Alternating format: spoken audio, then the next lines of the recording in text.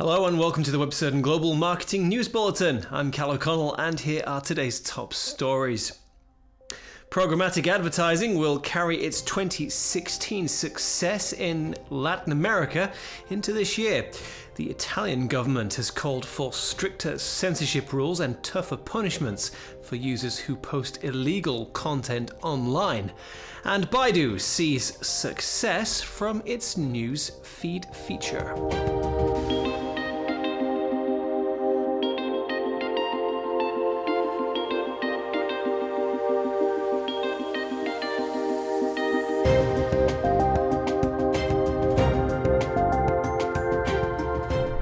Programmatic advertising is on the rise in the Brazilian market, according to a new report. IAB Brazil has published a report on digital advertising in the country, finding that 2016 saw industry-wide revenues of 10.3 billion Brazilian real, or $2.5 billion US. This represents an annual increase of 12%, which will continue into 2017, as forecasted double-digit growth, predominantly driven by advertising in search, social media, and video. Edmardo Galli, the CEO of IgnitionOne Brazil, said that he predicted the trends in 2017 to be the same trends of 2016, but in a more developed way.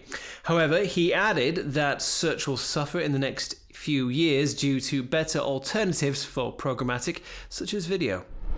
Increased levels of internet censorship have been called for by the Italian government.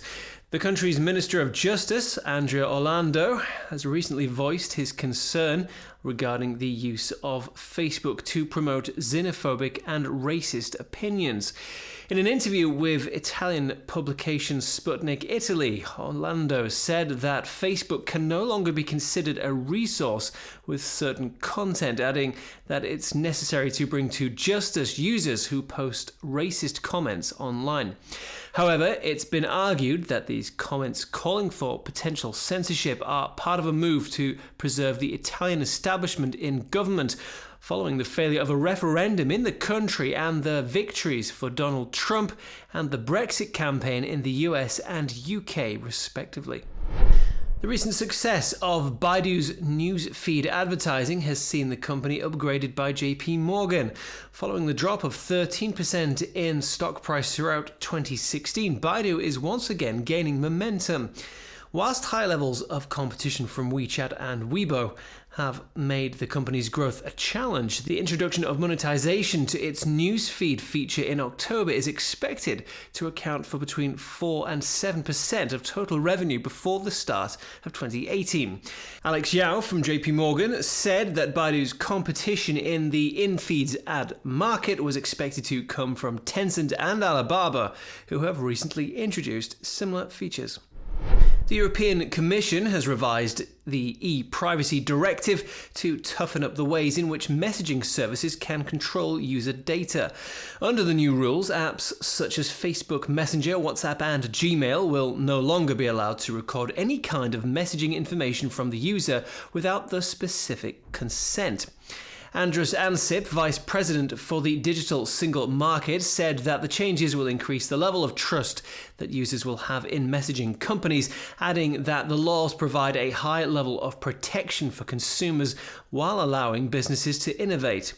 As of 2018, the punishment for breaking the regulations will see the offending company receive a fine of up to 4% of its global turnover. However, the rule has been criticized by some telecom companies who say that the limitations are stricter than those that apply to internet-only messaging services. And finally, Chinese character domain names have broken a major milestone. The China Internet Network Information Center has announced that the number of Chinese character domain names has broken the 1 billion total mark, now sitting at 1.03 billion. Because most internet domain names are created using the Roman alphabet, many Chinese alphabet domain names work as a link to their corresponding Roman domain name. However, in a statement issued by the China Internet Network Information Center, it encouraged internet companies in the country to begin promoting Chinese alphabet domain names as a way of increasing their presence on the web. And that's all from me today. Thank you for joining us, and be sure to check out our Catch-Up TV service to access our full database of in-depth interviews with global digital marketing professionals, news, how-to videos, and more. See you next time.